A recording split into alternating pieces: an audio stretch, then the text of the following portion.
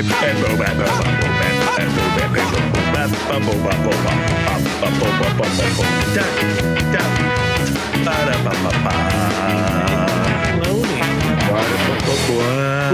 back, Patreon people. Pickle and Berkshire. Well, I'm your host, Joe Durkee. And this is your favorite podcast.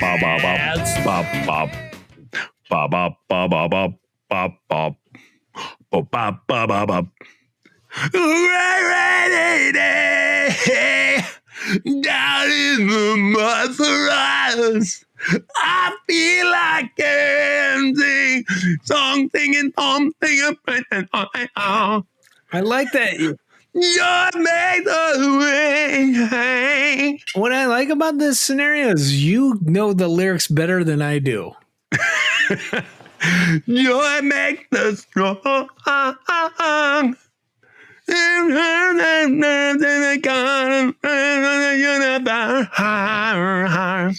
Despite our selfish selves, despite the lack of faith, despite our thorny hearts, despite our whoring hearts. Our whoring hearts. That is how it is. Think this world should be burning. I love that song. It's a great song. I love the bass line. So, you know what, ladies and gentlemen, Patrons, welcome back. Me and Reese were already going down the old road. We were already going down the old road. Today, you guessed it. You guessed it. He's going to be going over a little ditty, a little number called The Flowery Song. Hey, people, you guessed it. And I was already singing it, jamming away to it. Hey, and I have to say, before you even tell the story of how that song came to be, I have tried and tried and tried. It's your turn to go first. That's what you're going to say, right? Well, the good old Flowery Song, that is a bass line that I have tried to learn my entire life. And I can kind of play it, but I'd like to be able to play it better and smoother. But that's a bass line that's whoa. I turned it off with my phone. There you go. What are you doing? Like turning lights on and off? So we're going over songs today. And you guys, welcome back to another Pickle and Boot Shop Patreon edition. It is after Christmas, but before the new year. And so we are we're going to continue with these songs. I'm a bit tired, so I'm a bit scatterbrained. I know, but as we talked about in the non-paid portion, in the poor people's portion. Yeah, the peasant portion. In the peasant portion, we said we've got a couple exciting things planned for the new year. One, we're going to drink the worst drink ever invented. Yeah. It's called a bad decision. Called 6 Bad Decisions. I don't know what we're going to call it. Maybe we could have a contest. What was wasn't there something in the Bible, the 7 seals? The 7 seals of the apocalypse. That's what it is. Okay, we got to have 7 things in it. So we got Fireball, Sambuca, the 7 nips of the apocalypse, Jägermeister. That's it. And it rhymes. The 7 nips of the apocalypse. So you buy 7 nips. So what do we got? Nips. I would like that you call them nips, just unabashedly. Yeah. What do you call them? Like the little shooter bottles, like the airplane bottles. Shooters, airplane bottles, shooters. Yeah, nips. Yeah, nips. We call them nips too. And then it's either a candy or it's like what you say, like, let me see your nips, bro. Hey, lady. Oh, you say that the ladies, not dudes? Well, maybe. Okay. So what do we got? Fireball. Wait, 1, 2, 3, 4, 5, 6, 7. So we're going Fireball. 7. This is going to be an instant hangover, people. Yeah. So Fireball. Shots in one drink. Fireball. Sambuca. How do you spell that? SAMBVCA. Because it's a Roman U. Sambuca. Okay. Romana Sambuca. Okay. Southern Comfort. Oh. Peppermint Schnapps. Oh. And then the last one I had was Jägermeister, but we got to add 2 more in there if we want it to be 7 nips of the apocalypse. Okay. So, An apocalypse. No, we're striking out. what would be? What else is nasty? A banana liqueur? Is there something? A banana liqueur? Jameson Irish whiskey. Is Jameson nasty to you? I mean, it's not nasty, but it hits. It hits. JMO hits. I would say Goldschlager, but we've already covered cinnamon liqueur. What about Red Stag? What is Jim Red Beam? Stag? It's cherry flavored whiskey. Is that not the same as is it not the same mistake that we're making with the Southern Comfort? I just thought Southern Comfort was like alcoholic fruit punch. Maybe. It's made in Cincinnati, so probably. Cincinnati?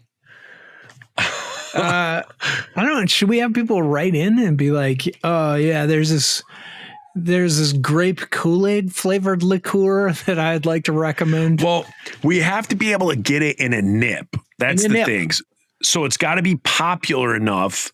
Like if you have some local. Well, the only reason I said that is because it's measurable, and I could have mailed it to you and broken federal law. Right. The Bureau of Alcohol, Tobacco, and Firearms would have descended upon my house. So if we're just talking nasty, I would think like Popov or Mohawk vodka. Is it nasty, or it's like a bad decision you would have made it as a youth that we didn't have because you guys deprived it of us of that by buying our albums and keeping us in the Christian family bookstores? We couldn't have partaken in this until now. Well, we could do the drink of all 15-year-old girls, which is Malibu. Just Malibu, or does it have a flavor like coconut? It's coconut? Yeah, it's Malibu coconut rum. Okay, that's on the table. Malibu coconut. Okay, Malibu coconut. What about that what is it called? 99 Reasons? They have flavors like watermelon or banana? I've never heard of that company, but okay, you don't have. But I'm sure I could find it. What are things that college kids drink, or people are like, I'll never drink that again because it made me feel like I had a lobotomy? Tequila. We could put tequila in there, but it's got to be a real cheap version. Yeah, just like a Cuervo, just like the Cuervo base. We're gonna get a hangover while we're drinking it. This is gonna be awesome. Awful. I feel like we should follow it up with Cuervo, an IV bag. Oh, this is gonna be gross. So we're doing this on the next Cuervo. one. I mean, that's 7. But I'm gonna see if Heidi will do this better. I'm gonna see if Heidi will do this with it. What's that? Did she have this kind of youth as a teenager? Yes. When they drunk? Get her in here. Let's ask it. Oh, she's not here. Where's your mom? I'm at my sister's house. What about your sister? Does she know? No. Sarah does a killer Christians. A French gimlet, which is gin and elderflower liqueur. Well, that sounds good. And lime juice. I had something like that at I went on a fancy date with Karen. I think I had something like that at the fancy date night. Yeah. She paid. Oh, snap. Buzzing. Got her. These nuts. Saba, do you have screwball? Is that a thing that kids drink? Oh, I don't. Oh, peanut butter liqueur. No, I know. We're getting rid of the Cuervo and we're doing Pink Whitney. Pink Whitney shot. Okay. Should we have the Patreons tell us what to drink? And we'll get the that's last our one? 7. Fireball, Sambuca, Southern Comfort, Peppermint Schnapps, Jaeger, Malibu Coconut, and Pink Whitney. Man, that sounds like I want to throw up just thinking about it. I do too. How cool would it be if it all mixes together and you're like, like the flaming Dr. Pepper? Like a flaming Mo. Yeah, it's like we're going to invent the flaming Mo here. Well, just think if we poured it all together and it turned clear.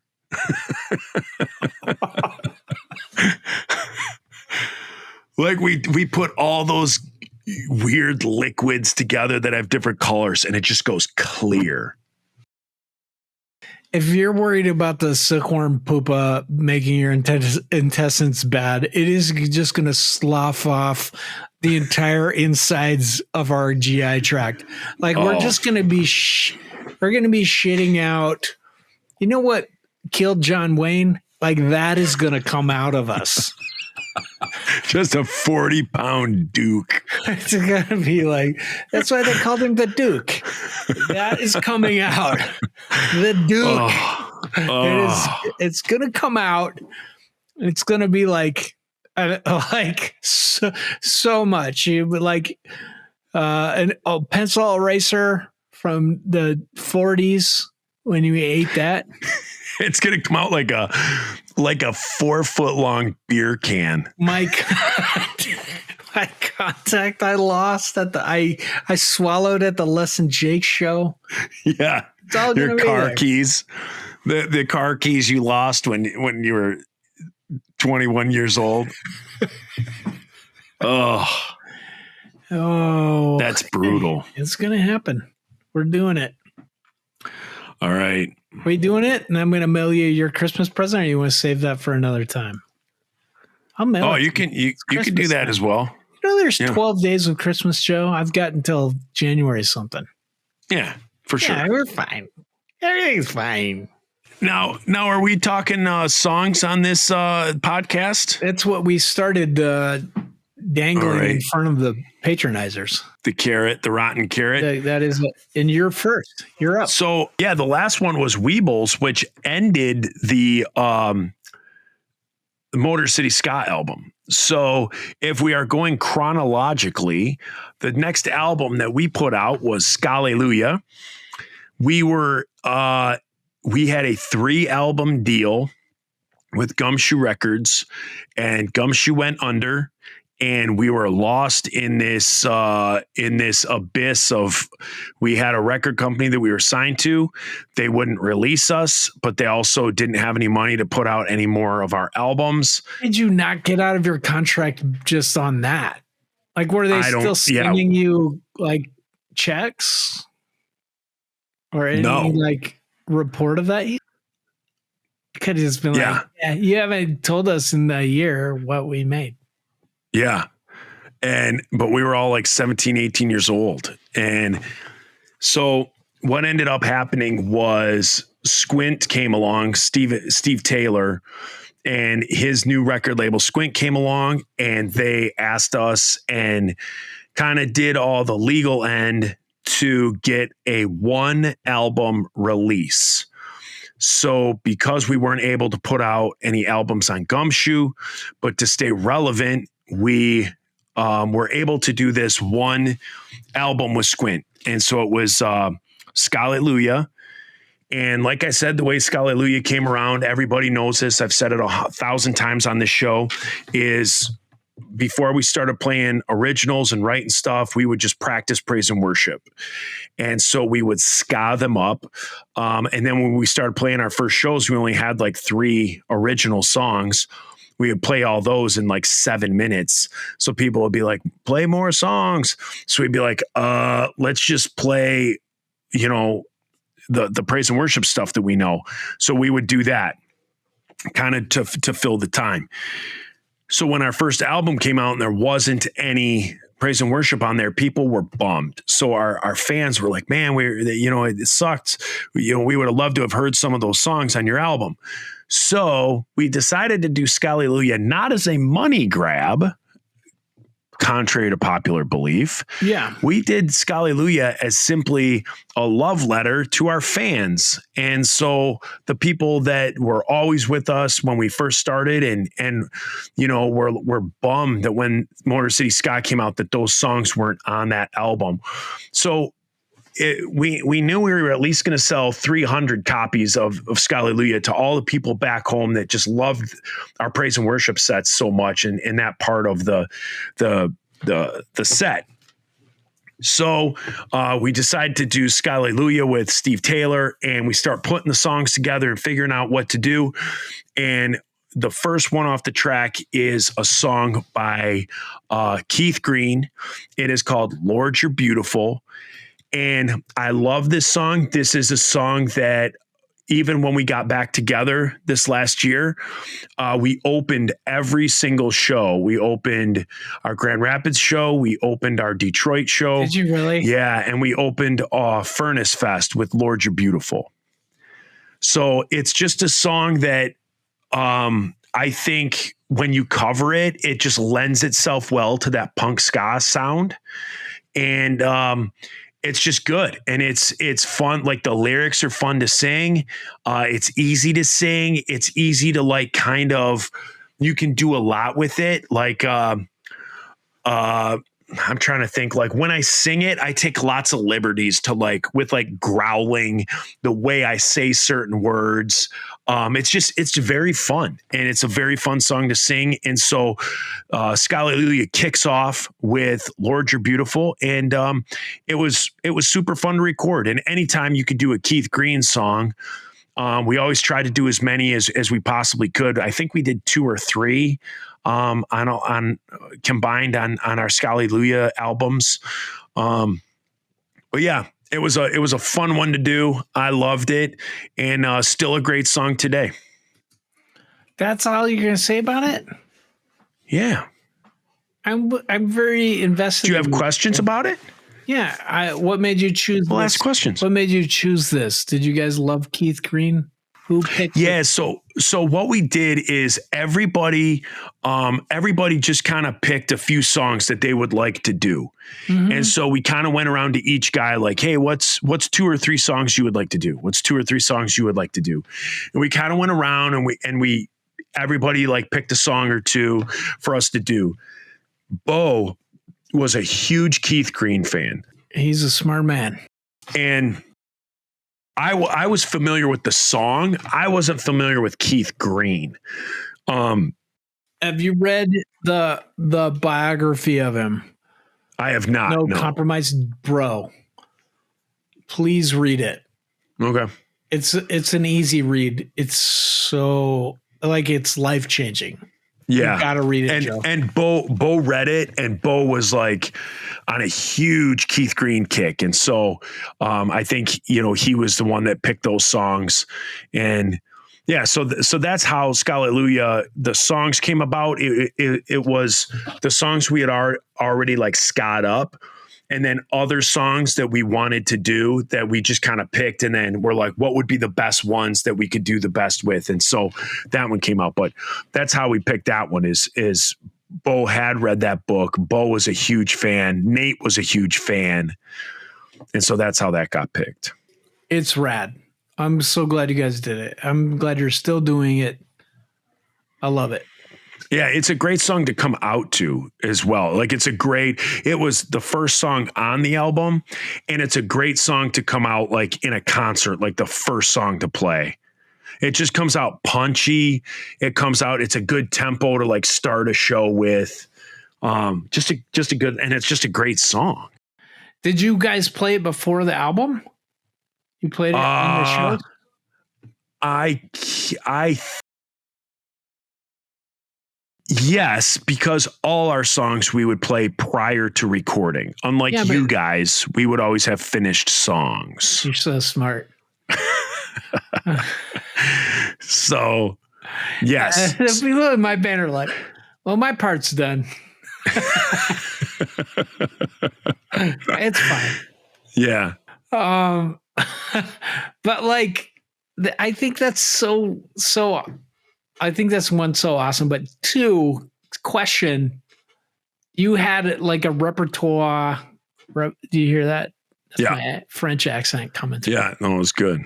Of praise songs. Yeah. This was not in that. That was not in that initial repertoire of praise songs. Our initial repertoire was He Has Made Me Glad. Lord, You're Beautiful. Not video. Lord, You're Beautiful. Lord, I Lift Your Name on High. So we would play Lord, I Lift Your Name on High. He Has Made Me Glad.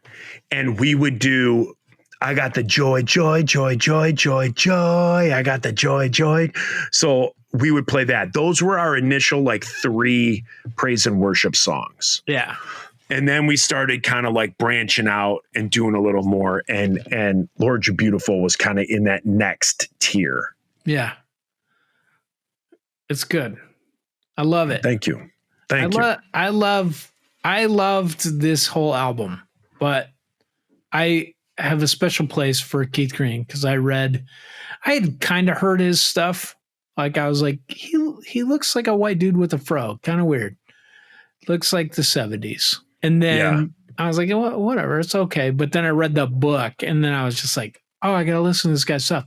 And then there's just like some Keith Green songs in like, they're top 10 favorite songs. Yeah. Yeah. Like you put This Love in My Heart, top 10. You got to read it. It's so awesome. He is the closest modern day person I've ever heard of to a prophet. Other than drag queen library bingo. No, that's just the love of Christ. Oh. This guy did both. He was prophetic. Yeah. Okay. Good talk. So now what do you got? Are we still on upbeats and beatdowns with you? Man, this is a problem with my band is we're trying to be very punk rock and the label would be like, everything after 10 songs we're not paying you for. And we're like, go fuck yourselves. So that's how that we're doing this for the kids. We're doing this for the fans. And now my band gets mad because like we're all just like, we're never going to make anything less than 10 songs. But like, I have this obsession with prime numbers. So every time we make an album, I'm like, guys, it has to be 11 or 13. You pick. You better end on a prime number or it's not going to work. It's not going to be good. What about 23? Yeah, I'd love that. I would love that. 20, get up to 21, 23, 17 even, 19. Be great. 13 though is a good album. So how many songs? So is this song a prime number on the tracks? This song, no, it is 14. I mean, if you take out Shut Up, it is 13, which I love. Okay. That's my favorite number. Prime number, guys. You think I'm crazy, but like read the Bible. Okay. Number 1, read the Bible. When God talks about numbers, it's a prime number. He always talks about it. It's like 40 days, 40 nights, prime numbers. But like the other parts where the 12 disciples. But Jesus makes 13. That's the perfect there you go. Number. He's the Optimus Prime. There's like one God. He's in 3 parts. He makes man and woman 2 people. Prime number. It's the only even number that's a prime number. Dang. Anyway, the week is 7 days. That's a prime number. Guys. Anyway, so this should have been 13, but we put in a song called Shut Up. And it's called a flowery song. It's basically, and I'm sorry to offend people, but I was a Calvinist at this point. Well, it's a 5 iron. Like you hear some Calvinism squeaking its way through. So Calvinists, it's just this, it's Reformation theology. It's basically people that kind of took like the writings of St. Augustine, and then John Calvin went crazy with it. Everything is supposed to happen. So the idea behind this song was, I'm a Calvinist, and I was like, it would be cool. I'm sitting in my Calvinist church, the Corona Presbyterian Church, where we all went. Not all of us, like me and Brad, Keith, Dennis. That's where we met Dennis. We started a church from there, Scum of the Earth. But we're sitting in there, and I remember singing the doxology, and I'm like, this is so cool. It's nostalgic for me because I remember singing this in church as a kid, going to a Methodist church. And I'm like, I think a lot of people will get behind this if I make this the chorus of that song that we've been dinking around with.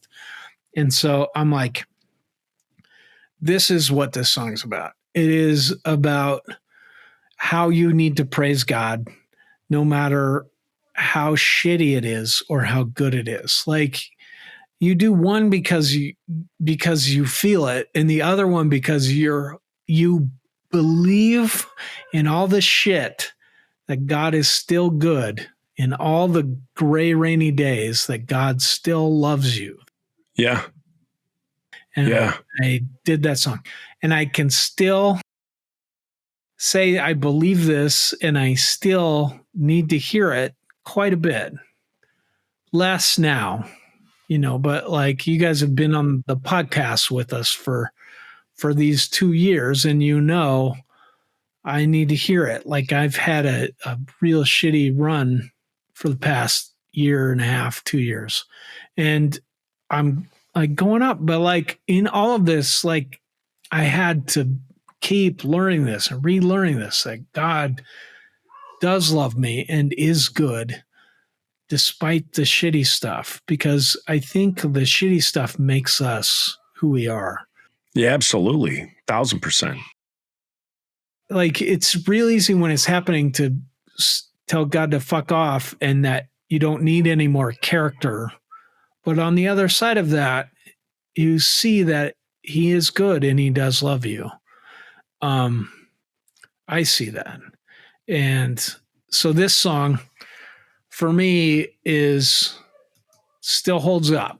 Like, I think we have all as a band gotten sick of playing it, just because it was like our first big deal. It was like our first hit, and 5 Minute Walk was like, yeah, this is the one we're going to pay for you guys to make a video for. So it was our first video, first big hit, first thing they pushed to record, like to radio stations and stuff. Yeah.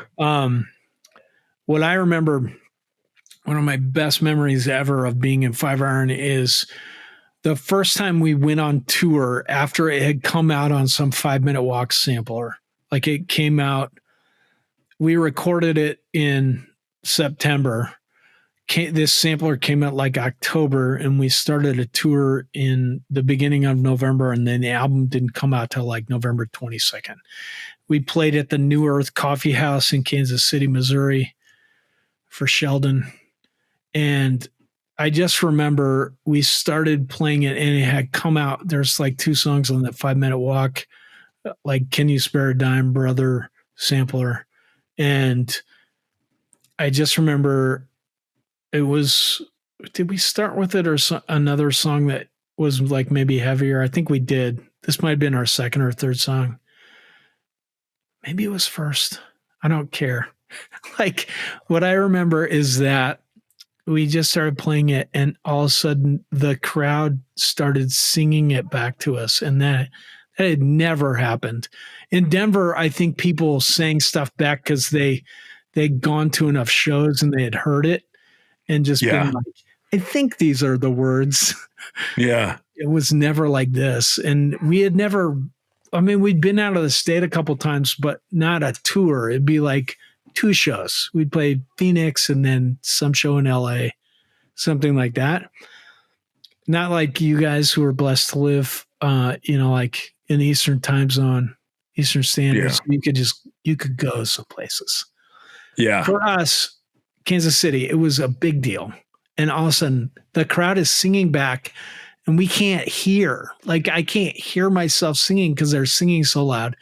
And we almost stopped. Like I just remember looking at Scott and he was like forgetting what was going on. He was just like looking at Keith, so excited and just like they know the song. They know the words. So cool. It was just so amazing. Now I have a question. Yeah. The beginning. So did Keith come up with the bass line? I believe he did.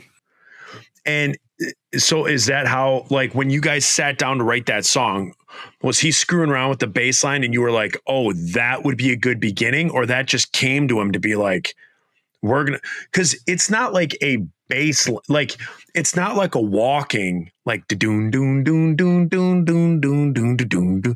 It's definitely, I mean, chiseled out. Yeah. You know, it's not like a normal bass kind of run. So because of that, I'm questioning, like, I don't know if Scott came up with it. We'll have to ask Scott, but because Scott would have done that then. He didn't play bass and he was like super young. Like he had only been playing guitar at this point for like 3 years. Yeah. This is how smart Scott is. But like it's something Scott would have done, just been like, this is a cool melody, but it should be the bass playing this. Or Keith could have done it because Keith didn't take lessons. He just was like, okay, Reese is going to play guitar. I'll learn bass. And then we found Micah and then we started a band. So he may have just been like, I was dicking around and this sounds cool. Yeah, I love it. Thank you. I love it. I that was like whenever I was in church and I was in the church praise band, that was always like my warm up. I would like get in there and That's so I love that. Such a great song. Such a great song. That probably is my favorite Five Iron song. Well, no. I take that back because A New Hope. Okay. Or Brand New Day. Brand New Day. Every New Day. Every New Day. You always call it Brand New Day, and I think it's so funny. Yeah. Every New Day. That's my favorite. And then probably Flowery Song. Okay. I think that's everybody's opinion. Yeah, like if you listen if you look at our Spotify playlist, it's probably that. Like, yeah, what songs get the most hits? Every new day, same song new. Oh, I love that. We'll get to that. I know. See me cry. Yeah. But this one, I want to say, it is probably our second most popular song, if not our first. And I don't know, like, I think lyrically, I'm proud of the lyrics. I'm not proud of the melody. I think I'm still in this phase, but I'm getting better where I'm not the best at melody. I just kind of hang around a couple notes. And then I'm like, on the chorus, I'll sing higher. So that was an early example of this. But it works. Just like Blink-182, like Tom was always like, I want all our songs to sound like deranged, like nursery rhymes. Okay. And there became like a formula for Blink-182's sound. Yes. And I think you guys definitely don't have a formula. Like you guys, one album sounds completely different from the other. Different songs within that album sound completely different. But for that song in particular, I think you have a winning formula, and how your vocals go. Like people know what to expect from you on verses and then what they're going to get on a chorus. And they always know that high Reese Roper voice is going to kick out at some point. Yeah. And you're always belting out choruses. It's literally kicking out now. I cannot sing that high without doing fireball shots. Yeah. But and the other thing is the video. You talked about, it was your first video. Yeah, I want to talk about that. Yeah, the video to that song was fantastic because again, it encompassed like ska at the time. Like it was a bright, colorful video. Yeah. You guys were having fun. It was a really good, bright, funny, got the point across. It was a great video. So here's where I'm going to super pimp my friend Brandon Dickerson. So this guy was a youth group leader who took like a 3-month like immersive film school class, or maybe it was 1 month at like NYU. Wanted to be a filmmaker, was a youth group leader, went and you plopped down like $10,000 in the 90s, and they were like, here's how to make movies. And they teach you how to do it like on a 16 millimeter film, you know, like there was Super 8 you could get. That was a consumer version. And then if you were rich, you could get the 16 millimeter. Well, so he learned on a 16 millimeter camera. He shot this on a 16 millimeter camera. You know, like film back then was 35 millimeter, which is what a camera shoots, like a film camera. So he did it on 16 millimeter. He, I think, had made a couple. Somehow he had pimped out to like Frank to get a couple videos. So he had made like Nervous for Drive, and then like maybe 5 local people videos in Albuquerque where he lives. And Frank, as soon as we make the album, he's like, hey, I got this friend. He's in Albuquerque. He's going to make a video for you. So it was easy for us. It was easy.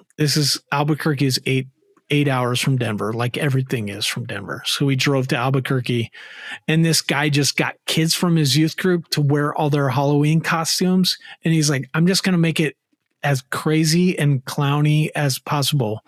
And he had this idea of us. There was a Christian coffee shop that he was friends with the guys. He's like, hey, can we shoot a video here? So the idea is us running down the street and just this chaos happening. And then interspersed with this idea of us being this beatnik band. And then the real band shows up and takes over, which I don't know if that comes out in the video. It just looks insane. Like everything is insane, but he made it look good. Yeah. Like he did our next two videos. But like this dude, like after this, Frank kind of took him on, put him on the payroll. He did like the W's, The Devil Is Bad. And then started getting huge. He did Thicker for Chasing Furies, New Way to Be Human for Switchfoot, Gravity for Delirious. Then he does There She Goes for Sixpence None the Richer. Oh, yeah. Then it's like everything he does after that, it's like, This Is Your Time, Michael W. Smith, Newsboys, Jennifer Knapp. He did Escape the Reason from Reason by Supertones. It just keeps getting bigger, like Plus One, another Switchfoot video, Dishwalla, Jump 5, Vince Gill, Toby Mac, 1,000-Foot Crutch, Stephen Curtis Chapman, Megan Martin, more 6 foot or more Sixpence. Then he became like, he did a bunch of stuff for like Selena Gomez and the brothers. Then he started so he was doing so well with this and like making some commercials. He started making movies. He made this amazing movie. It's called Call and Response, and it's with Justin Dillon, who was the singer of Dime Store Prophets. And it's about like how we as Christians need to be aware of like the fact that most of our products are coming from slave labor. Super cool. So he did that. He got a gold lion at the Cannes Film Festival for this. Jeez. Yeah, man. He's gotten all these Billboard Music Video Awards. He got a Dove Award, Clio Award. He's really, really talented. Wow. I mean, like at this point, I'm like, this guy's my most famous friend, and I'm so glad that like he was able to advance his career or cut his teeth with 5-iron. Yeah, I think Frank probably paid him like $1,000 for, you know. But like it's so cool. His name's Brandon Dickerson, and you should check out that movie Call and Response. Okay. It's really cool. I got to check out the Keith Green book first. Also that. Well, ladies and gentlemen, another podcast has come to an end. We want to thank you again. And you guys, the whole thing with trying to get Zoom or trying to get videos out, I'm still going to make it happen. It's just going to be late. I'm still going to make it happen. How do we do it? I don't know. I text Daniel and I said, Daniel, any suggestions? And it was around the holidays, so it was tough for him to get back. But we're going to try and figure out whether people... I'll do them. I told you I'd do some. Yeah. So we just got to get people to go to like a platform like the Facebook and message us and just say, give me my, give me my holiday video. And then we just do them as they come in. So you just yell at us and be like, give it. Yeah. Why not? Main reason you deserve it. Just absolutely. 1,000%. Well, you guys, I hope you guys had a good Christmas. I hope you had a good time of just chilling, being with your family or just being with a good book or a good movie. And I am super tired. So I'm going to go to bed. I'm going to go. What I'm going to do is first brush my teeth, then put on some slippers, then probably pee, then go to bed.